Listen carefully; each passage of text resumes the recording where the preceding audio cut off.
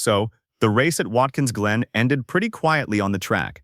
But the second the cameras turned to pit road, all heck broke loose. Bubba Wallace climbed out of his car, walked straight up to Christopher Bell, and started letting him have it right there in front of everyone. This wasn't a quick handshake or a friendly chat. This was Bubba waving his hands around, talking fast, and clearly mad about something. Fox and FS1 cameras caught the whole thing near victory lane, and even Kevin Harvick sitting up in the Fox booth took one look and said, "I don't think we're good right here." When Harvick says that, you know it's serious. Let's back up and talk about how we got here. Sunday's race was the Go Bowling at the Glen at Watkins Glen International on the 10th of May 2026. It was 100 laps around a 2.45-mile road course. And honestly, it wasn't the most exciting race. Shane Van Gisbergen, who drives for Trackhouse Racing, just ran away with it. The guy started from the pole on his birthday weekend. Then he made a late pit stop and dropped 29 seconds behind the leaders. You'd think he was done, right? Nope. He drove all the way back through the field and still won by 7 seconds. 7 seconds. Nobody else stood a chance. Some folks are calling Shane the best road course racer NASCAR has ever seen. But other people are starting to wonder if him winning every road race is actually good for the sport. Because here's the thing, NASCAR's TV numbers are already kind of weak this year. And when one guy dominates every single road course while finishing mid-pack everywhere else, the casual fan watching at home gets bored. Until Shane wins on a regular oval track, a lot of fans just aren't going to connect with him. He's a great driver from a different racing background, and he's tough to root for if you don't know him yet. But Shane's win wasn't the story everyone was talking about Sunday night. Not even close. The story was Bubba. Bubba Wallace had a rough day. He drives the number 23 Hardee's and Coca-Cola Toyota for 23 Evan Racing. He couldn't find any speed on the road course at all. The whole day he was fighting that car. He picked up just one stage point, one. And then things got even worse late in the race. With about 15 laps to go, John Hunter Nemechek got into the back of him and spun him out in turn 1. Bubba ended up finishing 29th. Christopher Bell didn't have a great day either. He drives the number 20 for Joe Gibbs Racing, and he spent most of the race stuck in traffic. He finished 21st. So, both guys were already in a bad mood. But here's where it gets interesting. With about 8 laps to go, Bubba was told to come down pit road. He was running ahead of Bell and Todd Gilliland at the time. Both of them were right on his bumper. As the group ran through the back half of the track and headed toward the front straight, Bell got a big run on Bubba. Bell pulled up alongside Bubba's right side just as they came out of the final turn and headed for pit road. Now, Bell's spotter told him over the radio, "The number 23 is pitting." But the problem was Bell was already right next to Bubba by that point.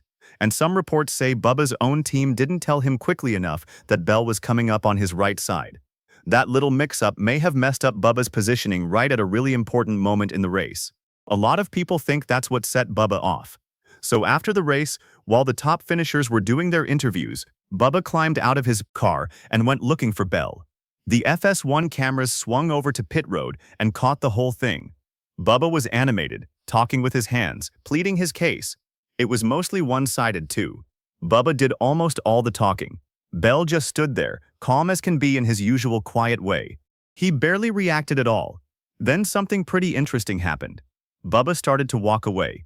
But then Bell said something back to him, and, whatever it was, it made Bubba turn right around and come back for more.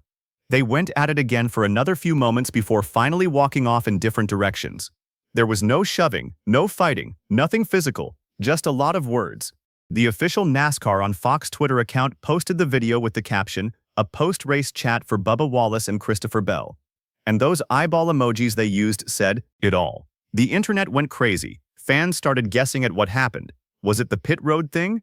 Was it something else from earlier? Did Bubba get Bell mixed up with Nemechek, the guy who actually spun him out? Nobody knew for sure. That's when Bubba's spotter, Freddie Kraft, stepped in. Freddie is a pretty popular guy in NASCAR. He's got that podcast called Door Bumper Clear, and he's known for telling it like it is. He jumped on social media and shut down the rumors fast. He wrote, "You shouldn't speculate. Bubba wasn't mad at Bell." Pretty clear, right? But here's the weird part. Freddie didn't say what the conversation actually was about. He just said it wasn't about Bell, which kind of makes you wonder. If Bubba was that fired up and it wasn't about Bell, then what was it about? Freddie said the frustration came from a bad finish overall, not anger at Christopher Bell. but people are still scratching their heads. Here's why this whole thing is a bigger deal than your usual driver argument. Bubba and Christopher Bell aren't from rival teams. They're basically on the same side. 23andE Racing and Joe Gibbs Racing have a team alliance. Both teams run Toyotas. They share information, they help each other out. So, when two Toyota drivers from allied teams have a public dust-up on national TV, that's not normal. That's a real story. Most NASCAR analysts think this thing is going to blow over pretty fast. Post-race emotions run hot, especially after a bad day at a tough road course. Bubba got to speak his piece. Bell had his say too. And with the All-Star race at Dover coming up this weekend, both guys have bigger things to worry about. It's also worth mentioning this isn't Bubba's first dust-up of the 2026 season. Not by a long shot. He triggered the big one at Talladega earlier in the year, taking out over 30 cars in a massive Stage 2 wreck. Then at Martinsville, he tangled with Carson Hochheim with less than 80 laps to go and set off another huge multi-car crash, leaving him with his second straight DNF. Even Kevin Harvick and Kyle Petty called him out for that one.